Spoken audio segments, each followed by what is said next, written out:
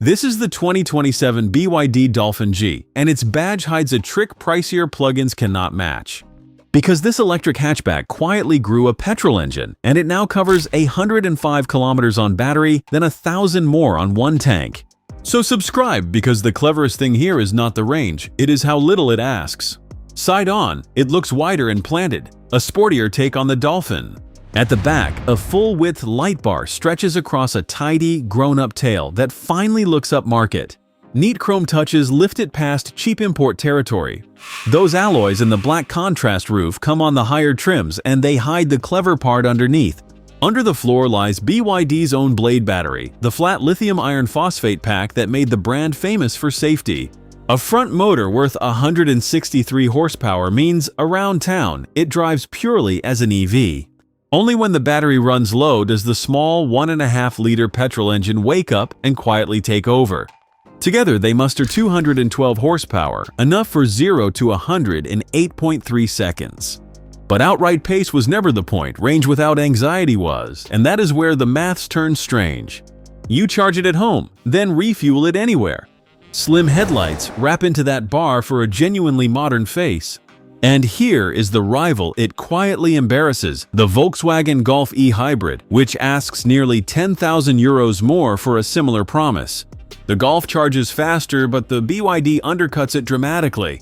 Step closer, and the Dolphin G stops reading like a cheap import and starts looking like a proper European hatch. The paint depth alone shames costlier cars. Inside, the story is mostly good news, with one honest catch. The plastics along the dashtop are hard and scratchy, cheaper to the touch than a Golf's softer trim. It is the clearest place BYD saved money. But your eyes go straight to the centerpiece, that huge rotating touchscreen dominating the cabin. It spins from landscape to portrait at the tap of a button, a proper party piece. Behind the wheel, a smaller digital display handles your speed and remaining range. Reviewers say that little cluster tries to show too much at once and can feel busy. The main screen runs Maps, plus wireless Apple CarPlay and Android Auto as standard, which rivals still charge for. Navigation, media, and the car's settings all live here, quick and clear, if sometimes a menu too deep. And this is the moment to answer the question I opened with, the one about the price. A surround view camera helps you thread it into the tightest parking spaces, painted right there on the display. Because the Dolphin G opens from just under €29,000 before any national plug-in grant is counted. That is city car money for something that crosses whole countries on one fill. Suddenly, those pricey German plug-ins start to look very expensive indeed. The center console keeps things simple, with deep cup holders and a wireless charging pad for your phone. Fold the rear bench down, and the load bay opens into a long, flat, genuinely usable space. It swallows 425 liters, stretching past 1,200 folded. The seats wear a light, hard-wearing cloth that suits the car's honest, unpretentious character. There is room for two adults back there, though the narrow body sits shoulders closer than in bigger hatches.